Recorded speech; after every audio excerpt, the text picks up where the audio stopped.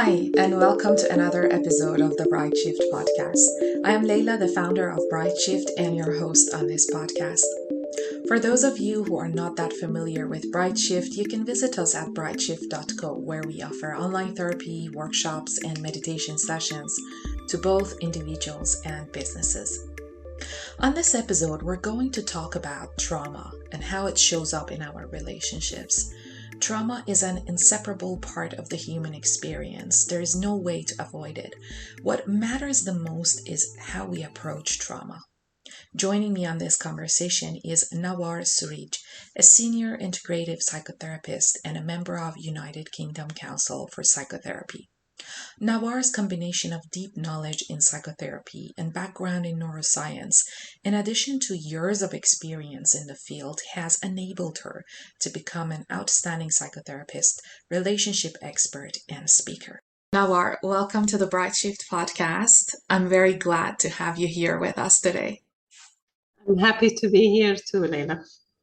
So, we're going to talk about how trauma can show up in our relationships. But before that, let's get a clear idea of what trauma is. So, to Yes. begin with, I want to ask you how trauma is defined and why is it important to become familiar with what trauma is? Yes. Okay. Well, trauma essentially is an emotional response to an event. Okay. Most of the time, this is obviously a horrible event. The reason why I'm saying that it's a response, because a lot of people confuse traumatic events with trauma, and it's not the same thing. So a car accident is a traumatic event, but trauma is our inability to move on after that traumatic event. So is if trauma our people, response? it is. So if two people got into a car accident, one was never able to drive again, and they get flashbacks whenever they are in the car. So that is a trauma. So if someone else recovered and was able to drive again, they did not develop trauma as a result of that traumatic event.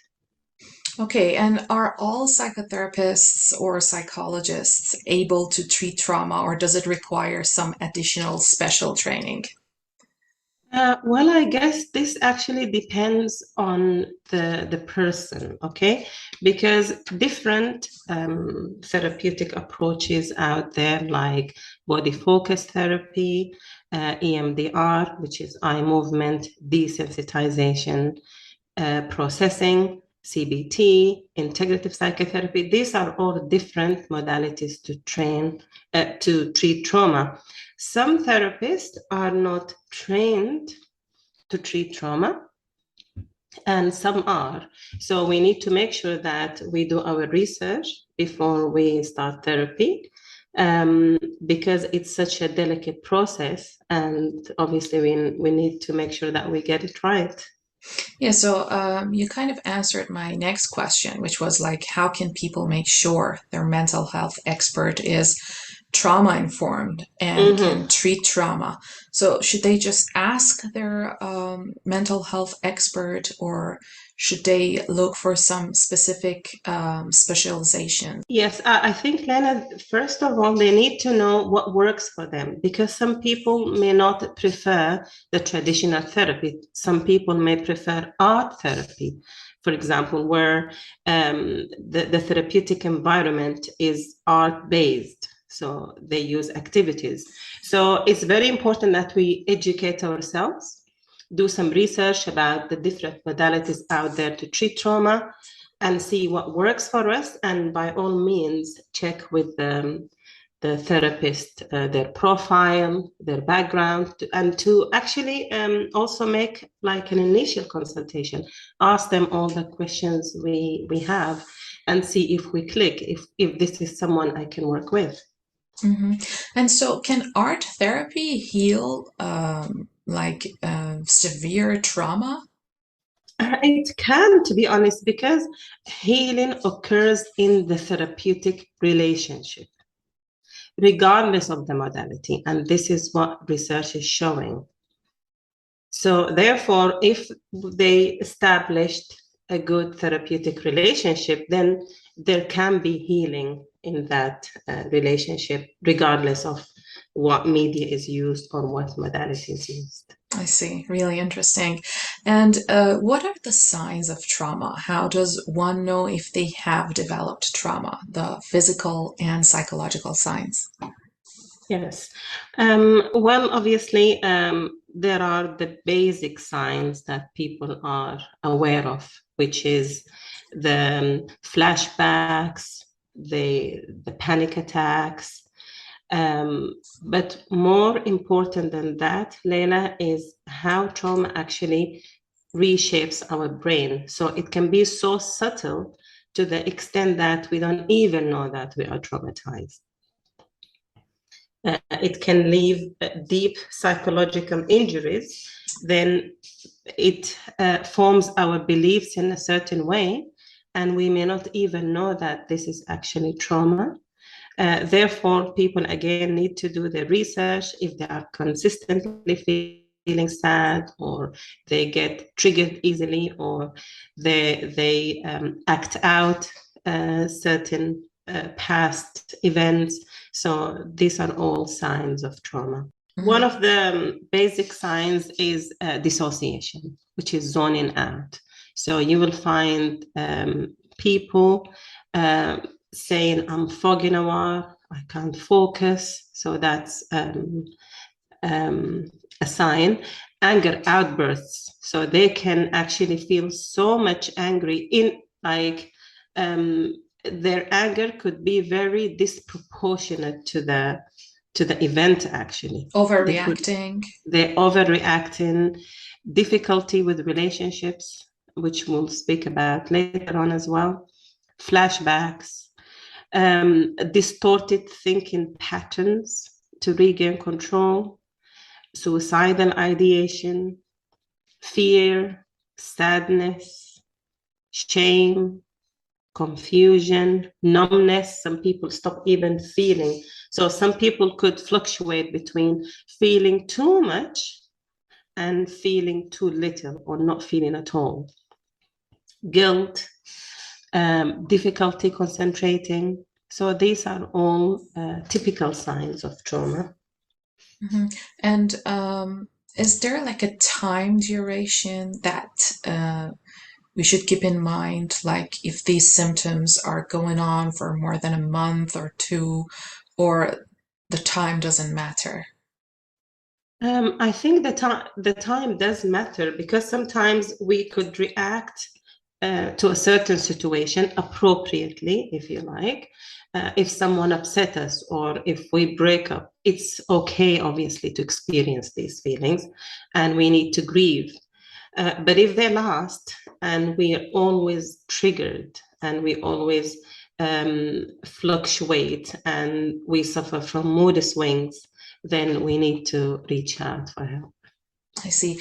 And so, how does trauma manifest itself in relationships? Yeah, I think that's the the $1 million question. Yeah. Well, since trauma shapes our brain, and since relationships are wired in our brain, then trauma can inform our relationship choices. And if it's not resolved, we can keep repeating a pattern of dysfunctional relationships that are trying to heal itself through our repetition of the trauma. So, it creates a certain pattern in our relationships.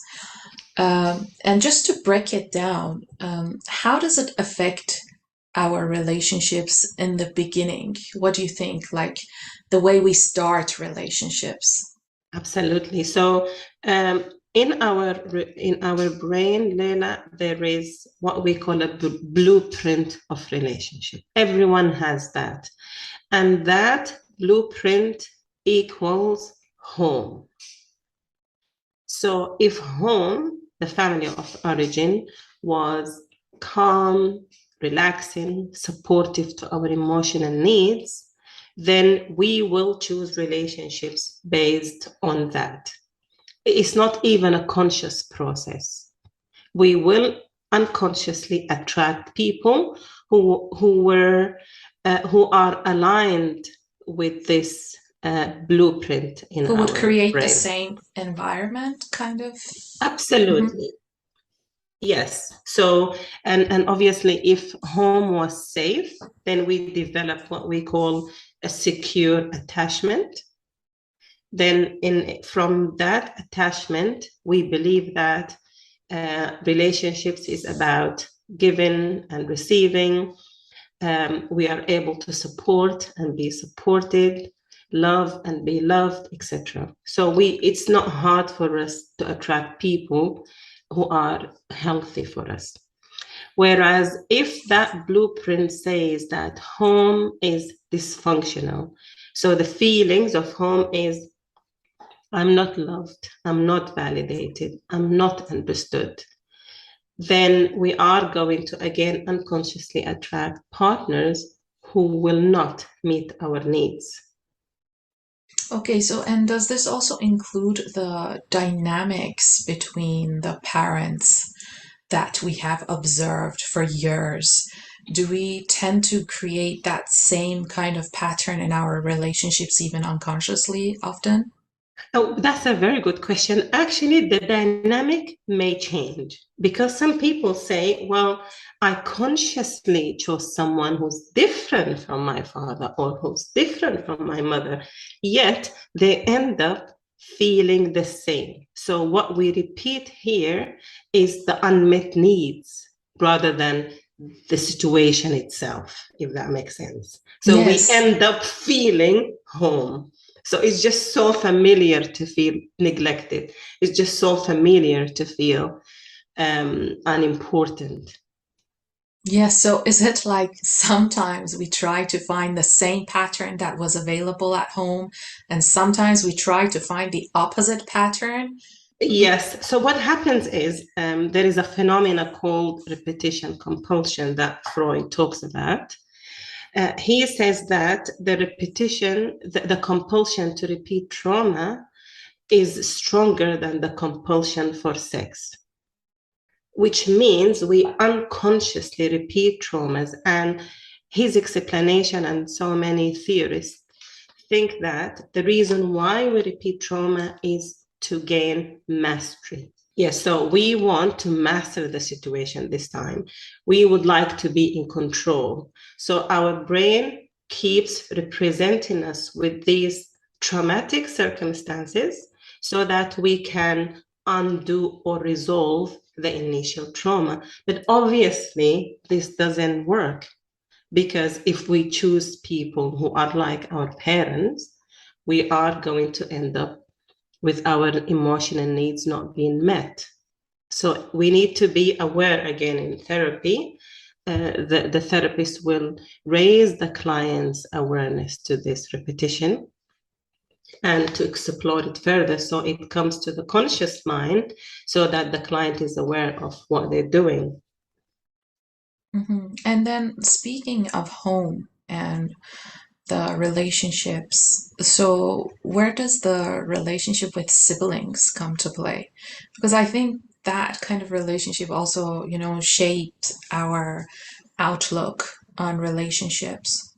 It does, because when we're growing up in the same family with our siblings and parents, each of us position themselves in a certain place. And we call this in unhealthy family dynamics, we call it the drama triangle.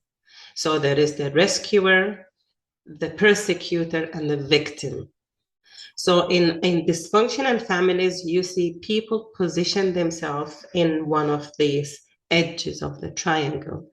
So you see some kids are the peacemakers, they rescue the situation, they want to please the aggressive parent, for example. And then you see others who are the persecutors who just rebel and they are angry all the time, and they could even later on become the scapegoat of the family. and then you see the victim. This could be a parent. Oh, poor me, I'm in this situation, I sacrifice for you, and vice versa. So Well, really interesting. It all makes sense when you put it into that kind of perspective. And obviously, I think all of this will have impact on how we end our relationships. absolutely. And how we even, so if my familiar position then is a rescuer, then I am going to end up with someone and maintain the same position. And then how it comes to play with regards to choosing our friends. So what we discussed so far, we could kind of, apply it to romantic relationships, but how does it play with our friendships? 100% same thing. So two things that we when it comes to relational trauma, there are two models that I use. One is the trauma triangle, and trying to draw the client's awareness to where they position themselves. And the other thing is the transactional analysis model by Eric Berne, which is the child, parent, adult. So that's a very important model because these are ego states. So each one of us has a parent ego state, a child ego state, and an adult ego state. When we suffer trauma, our wounded child creates a huge child ego state. Then you will see people like that who will actually behave like children. They will, in the relationship, it will be like two kids fighting. Okay. And some people develop rescuers, for example, they will develop a huge parent ego state. They could literally be the parent for their partner, not their partner. But these are two unhealthy models. The healthier one, the healthiest one, is to foster an adult ego state, which means the adult ego state believes about giving and receiving, no drama, no emotions, is very logical. So one of the things that trauma does is, again, it defines our ego state and which one is bigger. And one of the goals of therapy is to help clients develop a higher or a bigger adult ego state so that we can run our relationships from that perspective. Okay, great way of explaining it. And I think now it all makes sense why we often, create the same patterns in our relationships or attract the same kind of people, because I often I often hear people complaining about, why am I only, attracting this kind of partners or this kind of friends? We can see why. Exactly. So adding to this, Leila, so if someone, for example, has a huge parent ego state, they are going to attract someone with a bigger child ego state, because these two ego states in relationships, they create what Eric Berne calls a transaction. So the relationship will be maintained because the child will never leave their parent, and the parent will never abandon their child. So you see someone stuck in a dysfunctional relationship from that parent ego state, and they say, oh, I can never leave, I can't, my partner will not be able to survive without me. But who won't actually survive without someone? It's a child, isn't it? Yes. Is it like sometimes these roles change? Like sometimes, that person is like a mature adult, and then sometimes you look at them and they're in their 40s, but they really act like a child. So, yeah, that's an excellent question. Yes, they do fluctuate. We too tend to shift ego states. So, for example, if your boss at work says to you, oh, can I have a word with you? and you're walking behind them to your office, you're automatically going to connect with your child ego state. And suddenly the boss is the parent, like, and you're walking behind them. But then with awareness, you can say, actually, why am I scared? Like, we're both adults. Like, what's going on here? So it's very important to be aware of these ego states. And again, answering your questions about relationships, friendships, yes, it's exactly the same. All relationships, we tend to maintain more or less the same position, unless our friend, for example, has a stronger, different ego state from us. So you would see people, for example, saying, oh, I am this with everyone except with this friend. Because that friend just changes that pattern or that dynamic for them.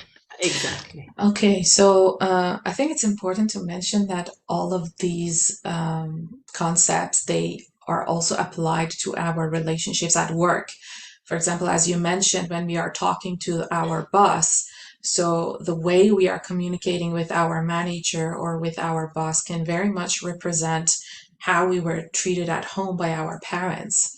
Does that make sense? It does, absolutely, yes. And so you have developed a 5-hour interactive workshop around this topic, which is healing relationships that are affected by trauma. And you have called it Healing Toxic Relationships. Could you please tell us how that workshop can help people in regards to their toxic or broken relationships?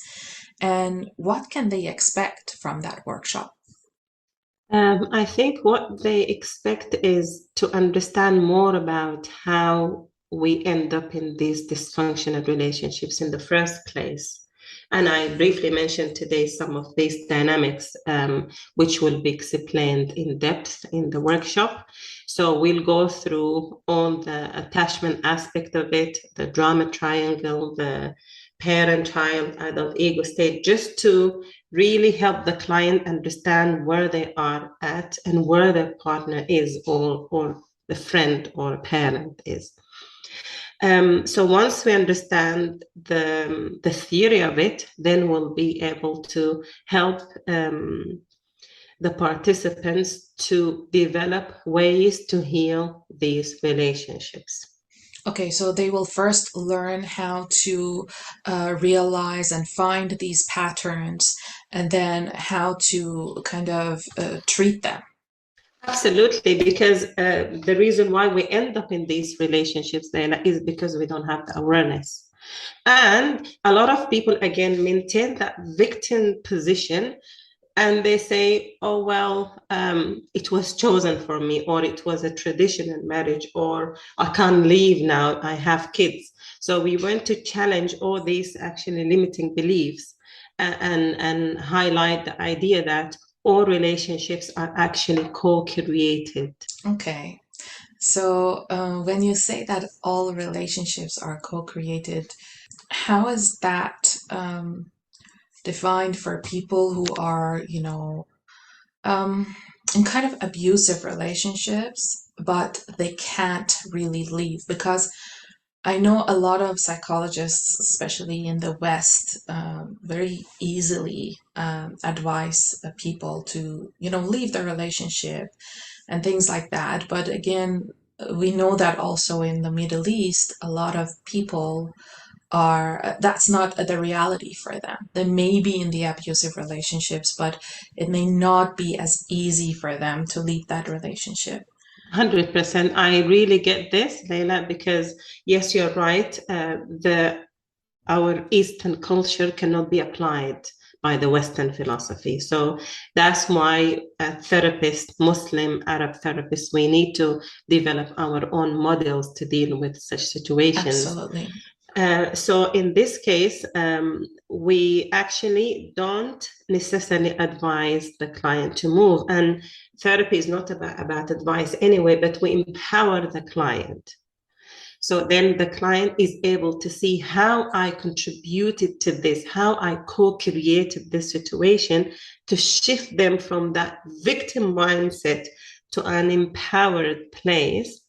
And then when they are in that empowered place, they can set firm boundaries.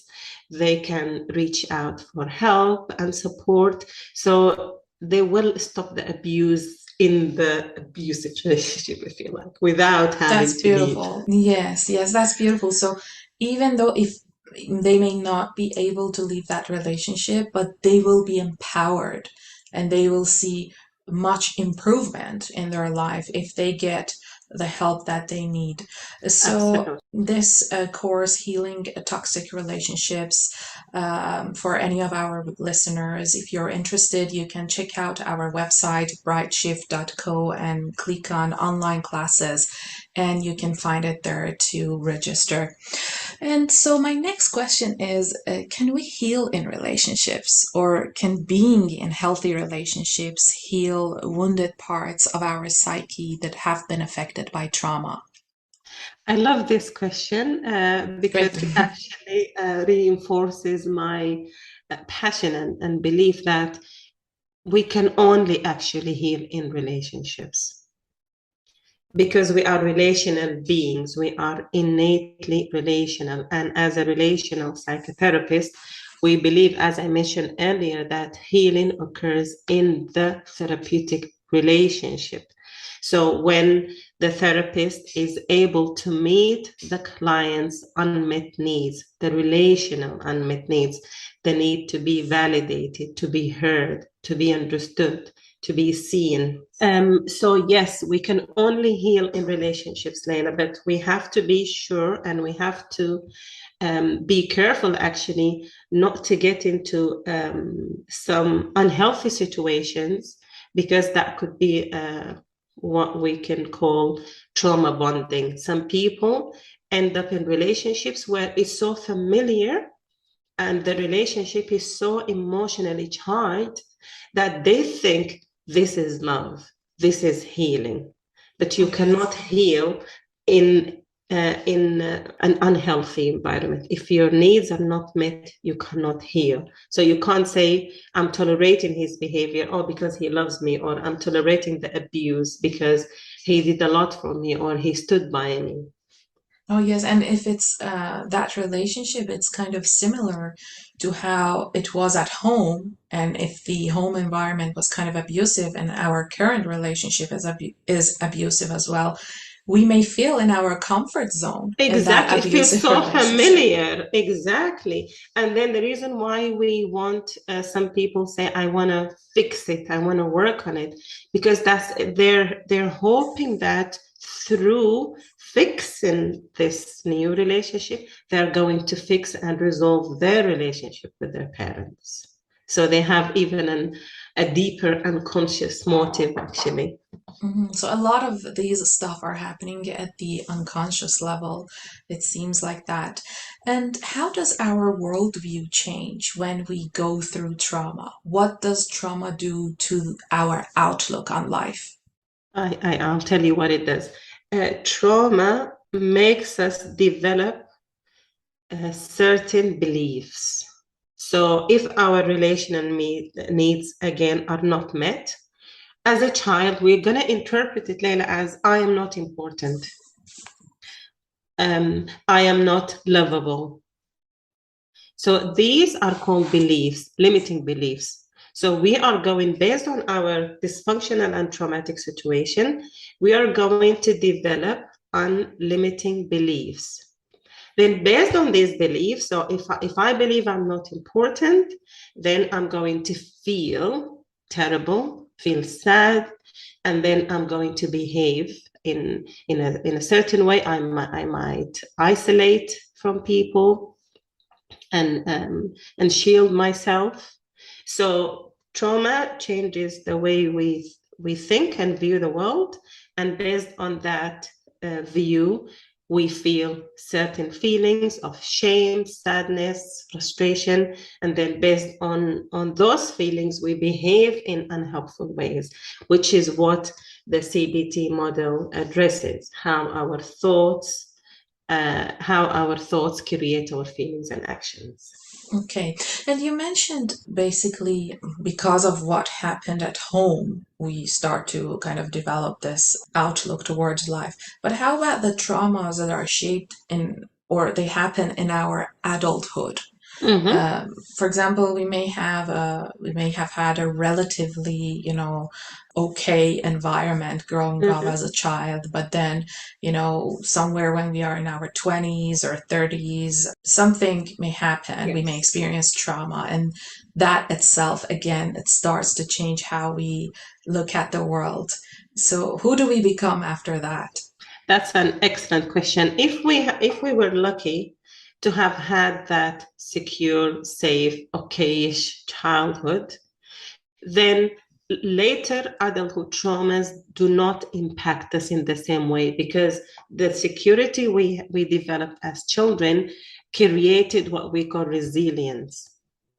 So yes, so that's why no, it will not affect us in the same way. If we will bounce back from that later traumatic experience. I want to talk about vulnerability and trauma a little bit. The popular culture is often encouraging us to be vulnerable and share our vulnerable side. But I think this often goes on without taking into consideration that many of our vulnerabilities are linked to the trauma or traumas that we have experienced. And therefore, I don't think encouraging people to be vulnerable all the time is the right thing to do. So, can you tell us about the importance of talking about trauma in a safe and preferably therapeutic space? Yes, absolutely. Because if we spill out our traumas in public, then it's going to impact everyone. It's very contagious. So therefore, we need to own our stuff. We need to make sure, yes, we talk about it in a safe environment. And the reason why, because if we talk about our traumas, then we can end up feeling re-traumatized. We can relive So them. we can relive that, and even worse, living it unconsciously. So I won't know that I'm actually reliving it. So just talking about it triggered me, and I'm reliving it, and then I can go home and act out actually some of these traumas. That's why it's really dangerous if it's not held in a safe space. We're not saying people should not talk to their friends or confide in them or ask for support, yes, but they don't need to get into that. They can reach out for support in a healthy way. You know what, I'm struggling with something and I would like your support. And this support doesn't have to be about talking about the thing. It could be um, maybe going for a walk together, or going for coffee together, or starting hobby together. Why does it have to be about talking about the thing itself, especially if this person is not a professional, if they can't go and talk to the person who hurt you, if it's just for the sake of venting, then we need to be careful.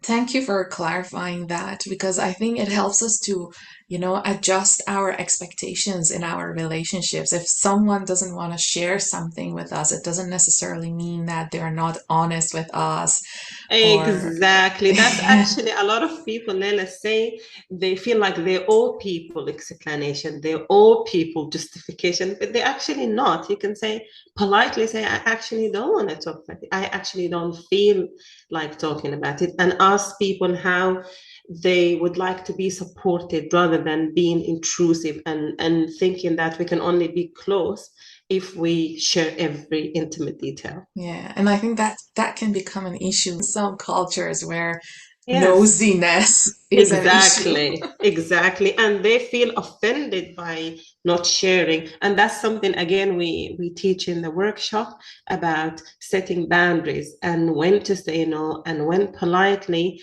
And the reason why, again, we feel we owe people explanation is because we fear rejection, essentially.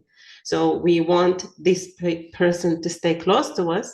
And we think if we don't share all these details, they're going to leave us. Yeah, because also sharing obviously creates intimacy. It That's does. for sure that's the case. But then we need to just keep in mind that, To what extent? yeah, exactly. And in Mm. what settings. So, how about our reaction to trauma? We know that one may go through a traumatic experience and doesn't necessarily become traumatized by it. Is there any info, research available on why we react differently to trauma? Or, in other words, do we know why some of us are more resilient in our response to trauma than others? Yes, absolutely. And I think you actually answered the question partly, Leila, is that the reason why some people don't end up feeling or the trauma leaves lifelong scars is because of the resilience. And resilience is the capacity to recover quickly from a difficult situation. Okay? And there are reasons why some people are more resilient, but it's not just one, it's a combination of factors. One is a genetic element, and one is support. And this support can be by friends and community, family, and having that a strong, healthy relationship with parents or any significant person. It could be a granddad or a grandmother or an aunt. Culture or spiritual beliefs is also one of the reasons why people are more resilient than others. A talent or a skill, that's also one of the reasons. And developing a tool of coping skills throughout life that we can draw from. So all these reasons combined can explain why some people are more resilient than others. However, the good news is there is Harvard University, they did a research on resilience, and they specifically tell us certain stuff that if we do them, we can become resilient, which I will share with you. We can get the conclusion that people who have a better support system and in general they have better coping skills, either they've learned it or they kind of train themselves to learn some healthy coping skills, and people who have a strong spiritual connection, all these categories, they have a better response towards trauma, or they're more resilient. And they can overcome it quickly. And then what about genetics? When you mentioned genetics, what do you exactly mean by genetics? Some people, like again, there isn't a straightforward answer to that, but the genetical factor and the physiological makeup of some people, it makes them just more resilient or less resilient. I see. Thank you for that answer. So please tell me about the Harvard research findings. Yes. So they say, how can we build resilience? Okay. They said, number one, to have a positive, realistic outlook in life. Okay. So realistic means your dreams are not too unrealistic, or what you aspire for in life is not, because then if you don't achieve it, you can be traumatized. Yeah. Number two, to have a high sense of what's right and what's wrong, and they call it a moral compass. So it's interesting because some people are very wishy-washy with their beliefs. And actually this research is saying, actually, if people have that moral compass, that can help them develop resilience. And number three is to believe in a greater power, whatever that is. It can be God, nature, whatever the person believes in. Number four, a dedication to a meaningful cause and to have a sense of purpose. And the next one, to accept what they cannot change. And the last one is to have a good social support system. I see. So these are all the results of the research, and they all make sense. Yes. So if we work on this, we can, even if we did not develop this resilience growing up because of our difficult childhood, we can actually build it in our system. So if we are experiencing trauma, or if we have just experienced trauma, we can start applying all these points that you have mentioned to overcome the trauma easier and quicker.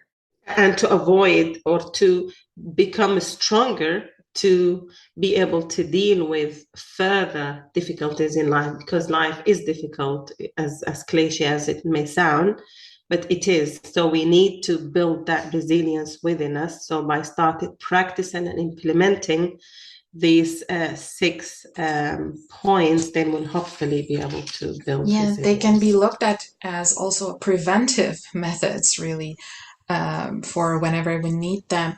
But before I jump to the next question, I just want to ask you, what happens to us? Can you explain this briefly? What happens to us if we don't treat trauma? Well, which is the majority of people, we live life from a set of defense mechanisms. And you can also call them masks, or social masks. So we develop very strong defenses that we implement on a daily basis. For example, avoidance. So we never talk about what happened to us. We don't address our feelings honestly. We isolate. We don't reach out for help. We can intellectualize what happened to us, and you say, you know what, I had a brilliant childhood, my parents were amazing, I don't know why I'm in a dysfunctional relationship, that's very strange. So denial. So all these defenses, and which what you see people around you who haven't done the work and resolve their traumas living their life from. Yes, and I think there is also a clinical aspect of it, what it does to our body, and a lot of other issues, which we will perhaps discuss in another episode.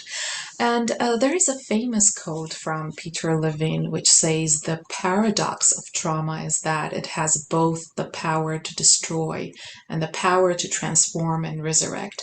So it seems that how we approach trauma can make all the difference in who we become after. That being said, could you talk about post traumatic growth and the opportunities of transformation that come about after trauma? Yes, I love this quote. Yes, and obviously, post-traumatic growth is the definition of it. It's the positive mental shift as a result of a trauma. Okay, um, we're not saying that we need to go through trauma or that trauma is not destructive. So we need to bear in mind that trauma is destructive. However, there could be that shift that could happen to us as a result of our trauma if we resolve it, if we work on it, if we have the resilience. Over time, we can develop maturity, we can develop cognitive complex processes, so we can understand and deal with things in more depth. And number 3, we can be happier. And number 4, we can actually change our perception of life completely. We can change our meaning of life. So we can have a complete radical change in our meaning in life, and we can re-examine our life purpose as well. It can transform us completely. And I It think, can. yes, if we manage to, kind of treat that experience, that trauma, um, I believe the majority of times we will be transformed to better human beings. Yes, absolutely. And it will increase our self-esteem. We develop what we call like a deeper inner wisdom. Absolutely. And I'm not sure if we discussed this or not, but in case there is some misconceptions about what trauma is. A trauma is not only a big events such as like earthquake, wars, Mhm. or things like that. Um, Anything small that we don't have the capacity to uh, respond to in a healthy way is Yes. considered as trauma, right? Absolutely. And you are right, absolutely right. This is one of the misconceptions. People think like I'm only traumatized if my house was set on fire or if we had a car accident and everyone died except me. It can be as severe as that, but it can be as just the inability to move on from any loss. Can you give us an example of, few of the traumas that we may be experiencing on daily basis? Not moving on from something. Like if we are constantly triggered by something, that is a trauma. So, for example, if my pet died and I did not grieve, then that is a trauma.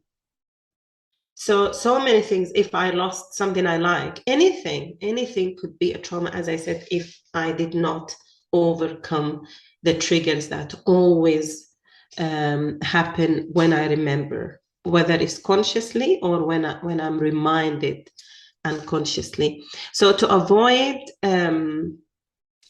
to be able to develop this and get to this post-traumatic growth, we need to grieve.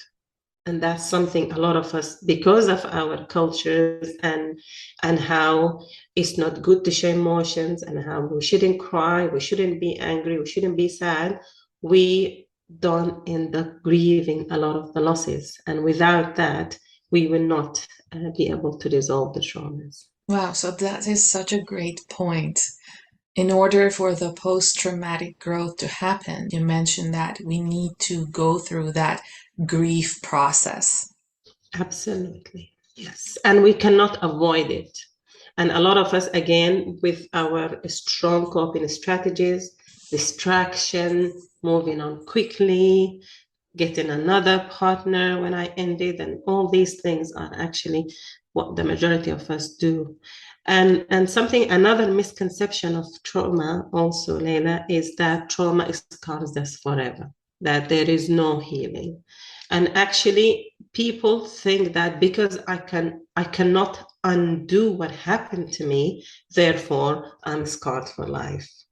But that's not the case. We can heal the trauma, even though we cannot undo the events. Yeah, absolutely. And so, generally, what do you think some of the biggest misconceptions are when it comes to trauma that people should know more about? Yes, and I think you did start uh, this aspect in like 2 minutes ago when you started talking about these misconceptions. You asked me what's one of them is it has to be something really great and big. And I just added to it, yes, that is one of the misconceptions, that trauma has to be a huge event. And the second misconception is that we can never heal from it because we cannot change the past. Thanks very much, Nawar, for being here today. I really admire your approach in therapy and learn a lot from you anytime that we have a conversation. Thank you, Leila. It's lovely always talking to you. It's very enriching. Thank you so Thank much. you. It's been really great. Thanks for listening to this episode. This week was Mental Health Awareness Week. And in that light, on the top of the mental health support services that we offer to individuals, I would like to encourage you to become more familiar with the services that we offer to workplaces and organizations. There are a variety of services that we offer to workplaces, such as our leadership training programs, our customized workshops, online therapy, and more. We truly believe that empowering workplaces with the right mental health support can play a significant role in enhancing the well being of society as a whole. I hope you enjoyed listening to this episode. Thanks for being here, and see you next time.